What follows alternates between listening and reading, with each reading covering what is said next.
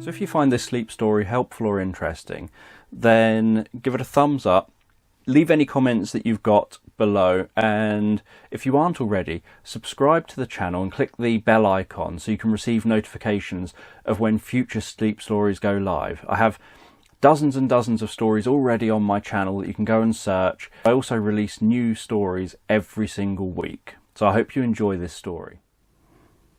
And as you listen to this, you can take a moment to let your eyes close and let yourself begin to relax. And as you begin to relax, I'm just going to tell a story in the background. And as I tell that story in the background, I don't know whether you'll relax deeper with the sound of my voice or the spaces between my words. And as you begin to drift comfortably asleep,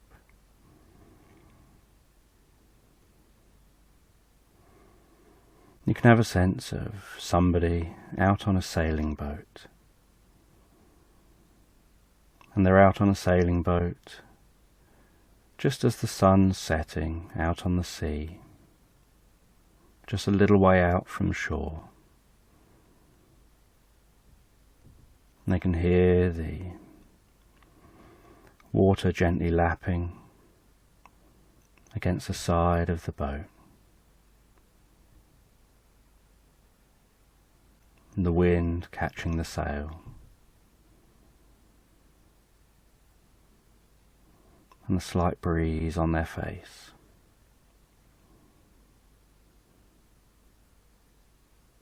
And as the sun is setting, they can notice the changing colour of the light on the clouds, noticing that towards the sunset the clouds are redder, oranger, and looking the other way they're darker and bluer. And just moving gently across the sky. And looking over towards the sunset, they can notice the way the sun glistens on the surface of the ocean and moves as the waves gently roll by. And that boat can just gently rock as it glides calmly through the water. And then while the sun dips below the horizon, the silvery twinkling light of the moon can sparkle its way across the sea from the other side.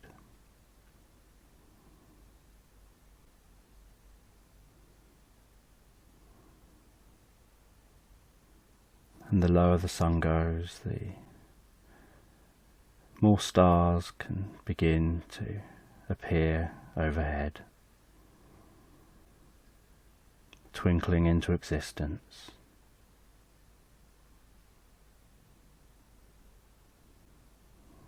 And as the eyes begin to adapt to the dark, so they can begin to notice the Milky Way arching its way across the sky. And then after a little while they drop an anchor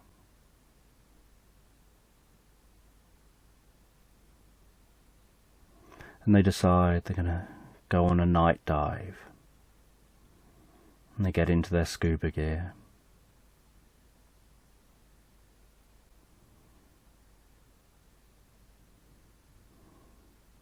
They waddle over to the side of the boat.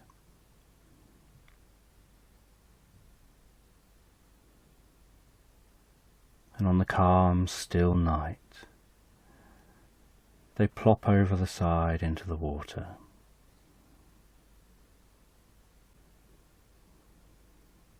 And letting out some air from their jacket,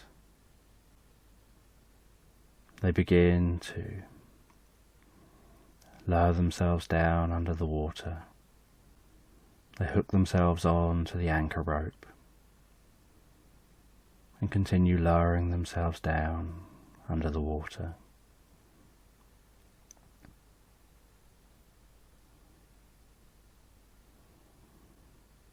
And they flick on their underwater torch.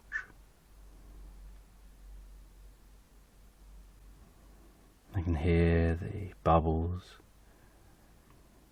with each out-breath rising and bubbling to the surface, and see the way as those bubbles rise gracefully to the surface. The bubbles catch the glistening moonlight.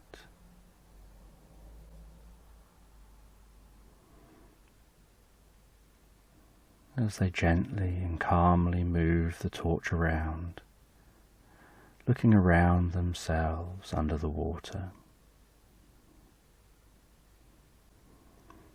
And they're aware how time seems to slow right down underwater. Everything seems to become so peaceful and relaxing. Their breathing deepens and relaxes. And as they continue lowering themselves down, so they notice they're heading down through some jellyfish, just off slightly in the distance. And they notice the way those jellyfish have bioluminescence, and their movements make a light show. And they look like something almost otherworldly.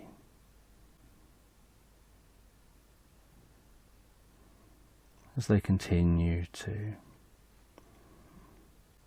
lower down into the water,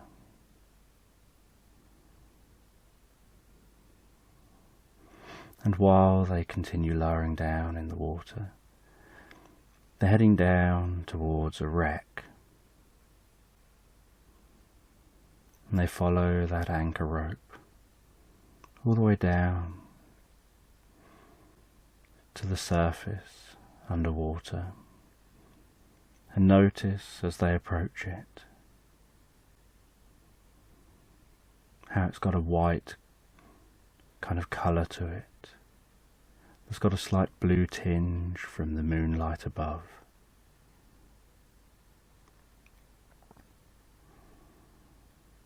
And they go all the way down to the wreck, and they see different fish swimming through the wreck, seaweed just waving and swaying in the current and remaining attached to the anchor rope.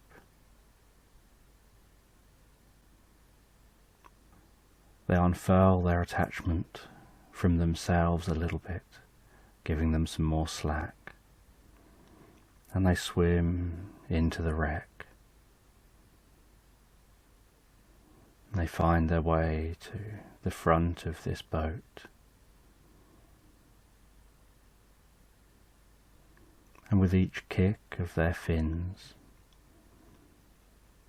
soft sand creates a cloud behind them,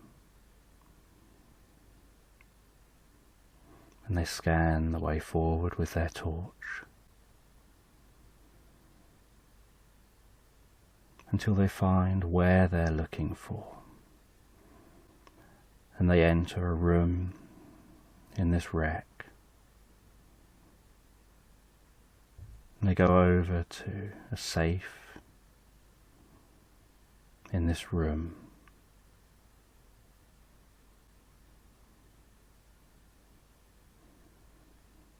And they prise open the rusting safe.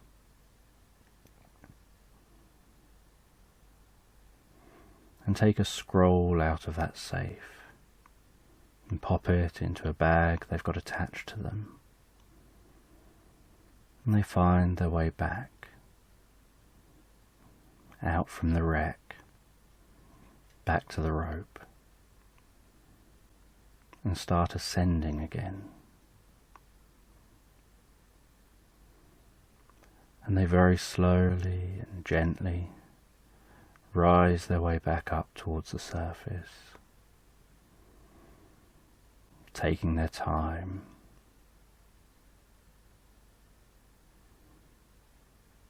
watching as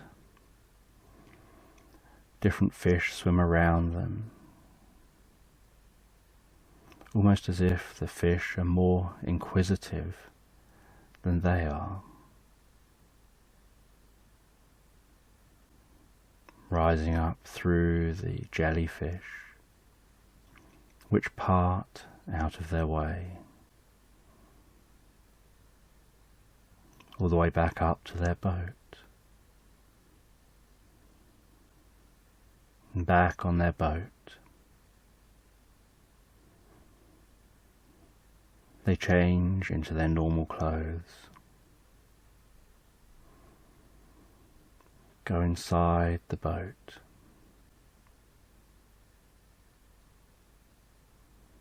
and carefully unroll the wet scroll.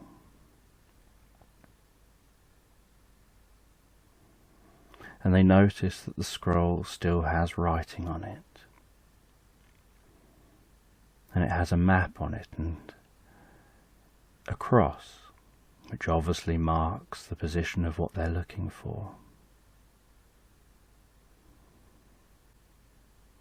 And they know that's what they're going to go searching for in the morning.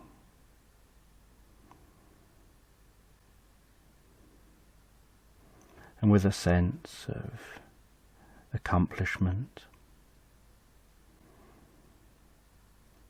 and excitement, they go to bed, relax down in the bed, close their eyes and feel the way the boat sways with the waves, almost rocking them gently asleep. And as they drift asleep, so they begin to dream.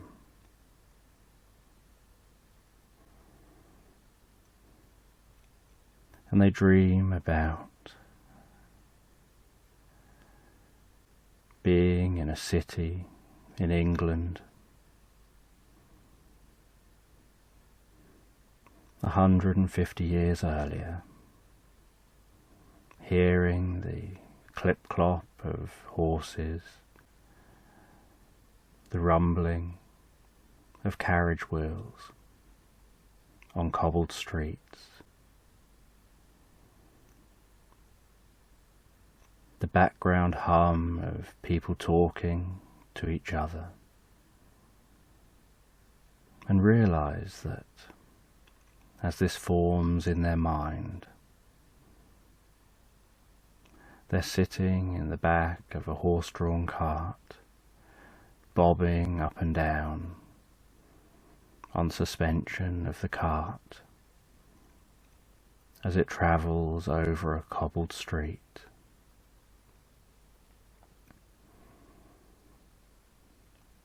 And they pull back the curtain of the carriage, look out the window at the houses they're passing, the people in the street,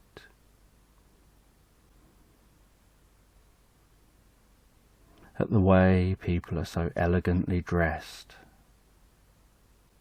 in suits, hats, and beautiful dresses. And they see dogs walking with owners, cats roaming the streets. They hear birds overhead. And the cart stops near a market. And they exit the cart and walk into the market, hearing the hustle and bustle of the market increase in volume, noticing how everyone seems to be focused on their task at hand, and that from an outside perspective it can almost look chaotic. And they know they're here to buy a few bits, and also to meet someone. But as this is their dream, they don't know who or what, they just have that sense. And they're excited to discover how their dream is going to unfold. And they buy some fruit and they buy some veg. And the last person they go to is the guy with the large hat selling potatoes. And they buy some of the potatoes and look up at the guy and realize he's a smiling grey alien, and that this is the person they've come to talk to. And after the purchase, the alien asks the person to go with them. And so they follow the alien away from the market, down a side street, down another side street, where it's getting quieter and quieter the further away from the market they go. And then they walk towards a door at the end of another street. But instead of going to the door, the alien turns to face the wall, presses a brick, and hearing the sound of moving brick wall, a section of the brick wall slides back and left out the way, with a slight puff of dust, opening up a path. And they walk down that path to some steps. And they walk down the 10 steps, 10, 9, 8, 7, 6, 5, 4, 3, 2, 1, all the way down those steps. And the alien leads the person over to 2 comfortable chairs, and they sit down in those comfortable chairs, and it seems the most civilized and unusual experience. The alien pours the 2 of them a drink, and they sit in front of a warm fire, holding what seems to be a perfectly normal conversation in this very unnormal situation. And the alien gives some knowledge, some wisdom about an experience they'll be going on in the morning, as if somehow this alien knows something about what they'll be doing tomorrow that they don't know themselves. And almost as soon as this experience appeared, it begins to fade away, and the person drifts into the most profound and comfortable, deep sleep.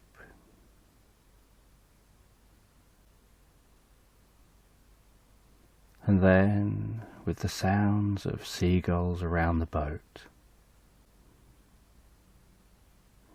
an increased awareness of the sloshing of the water on the side of the boat. Morning comes round and the person feels the warmth of the sun shining through the window on his face. And they wake up, get ready for the day,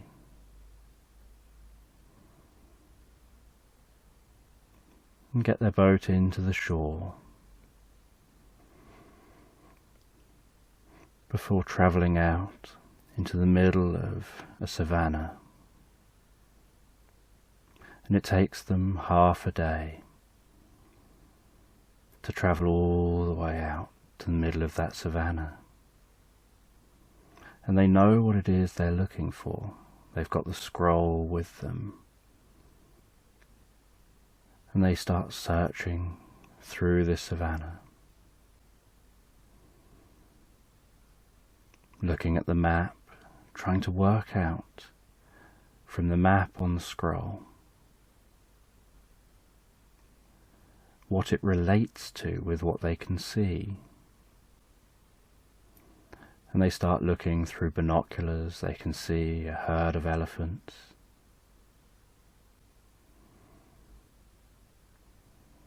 Noticing some baby elephants holding on to the adults' tails.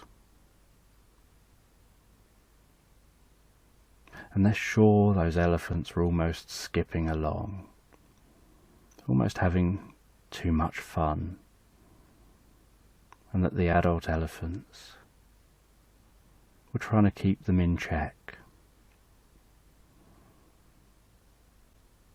You could see a family of lions, and they continued their journey through the savannah until they found an unusually large tree. And this unusually large tree happened to be where the X marks the spot. And they walked over to the tree, reached out, ran their fingers around the bark of the tree.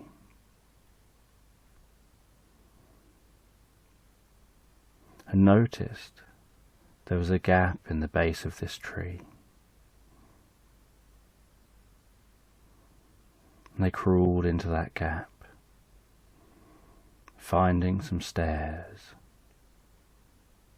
And they knew they had to descend these stairs. And they descended the stairs.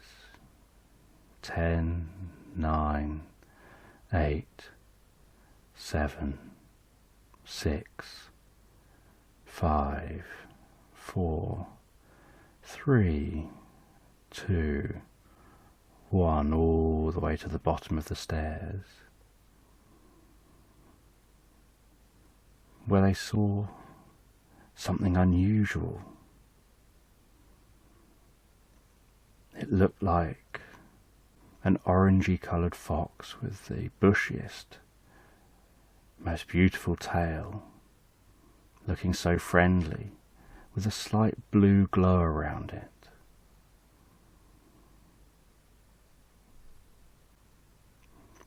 And they felt from their dream the night before they had to trust the experience and trust this fox would show them the way. And so they followed that fox down a long tunnel until it opened out into a vast cavern. They could hear running, flowing water and realised there's a river coming from somewhere, flowing through this cavern, leading off to a waterfall.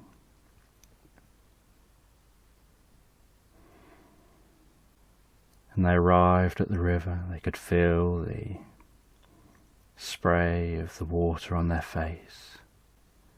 The fox seemingly vanished as they continued the journey on their own, following along the edge of the river to the waterfall, climbing down the side of the waterfall to an underground lake. And as they walked away from the waterfall around the side of that underground lake, so the water calmed in the lake, and the further from the waterfall they got,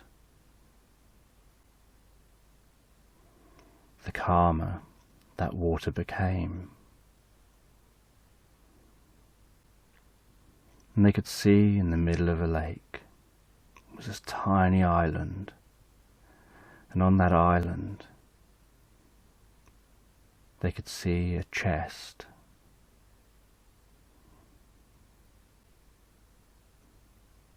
And they lowered themselves gently into the water to test its temperature, and they found that water was comfortably warm. And they swam to that middle island, went to the chest,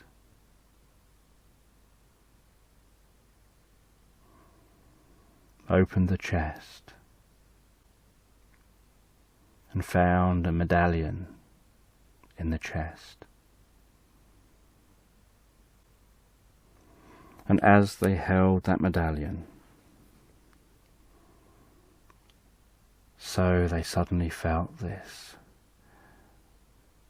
beam of blue light passing through their head, down through their body, bringing peace and calm and deep relaxation,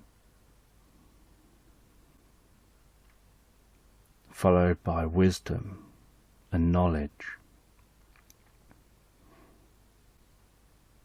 of an ancient civilization that visited the earth thousands of years earlier, that had interacted with the humans on earth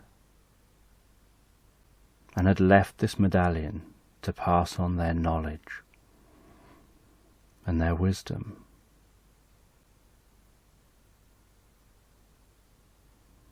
And now in this generation, this was the person to have that wisdom.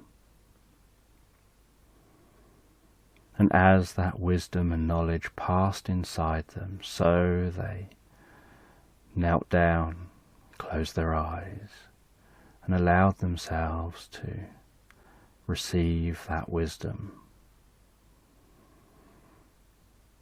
And while it flowed into them, they started drifting almost into a reverie, as if they were up on the surface, looking around the savannah, kneeling down on the surface, on a bright and hot day.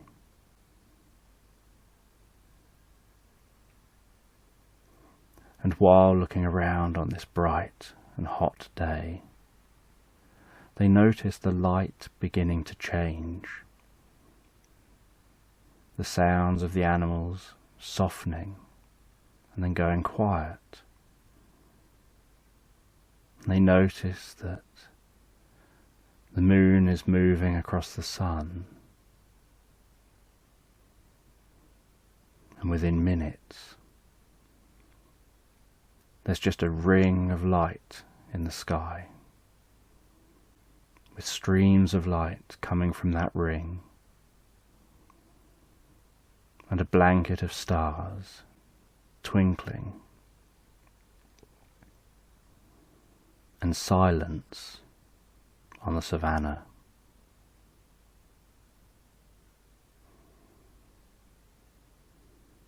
And almost as soon as it began,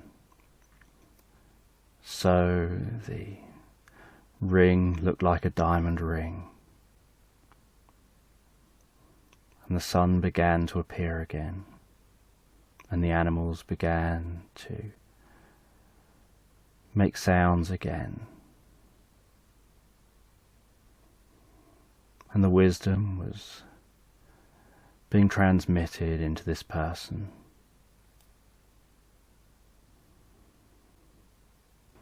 And they could see fireworks in the distance as the eclipse was transitioning, and hear the distant bang of the fireworks.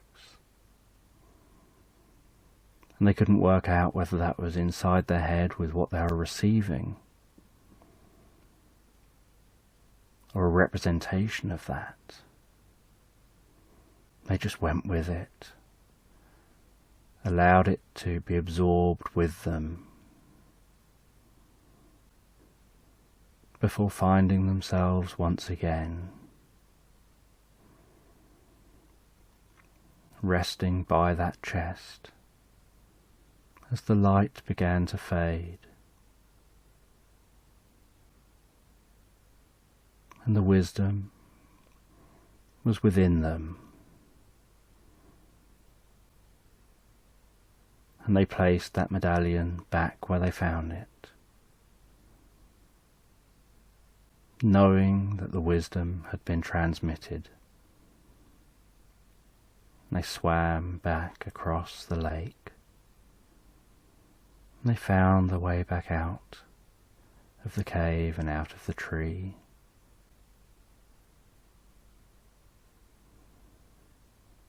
They travelled across the savannah,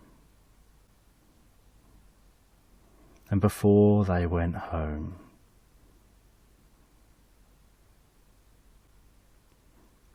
they decided to go up in a hot air balloon, see what this area looks like, take in its beauty, and enjoy the silence of floating above the savannah, gazing down, enjoying a hot air balloon ride, with the occasional burst of hot air,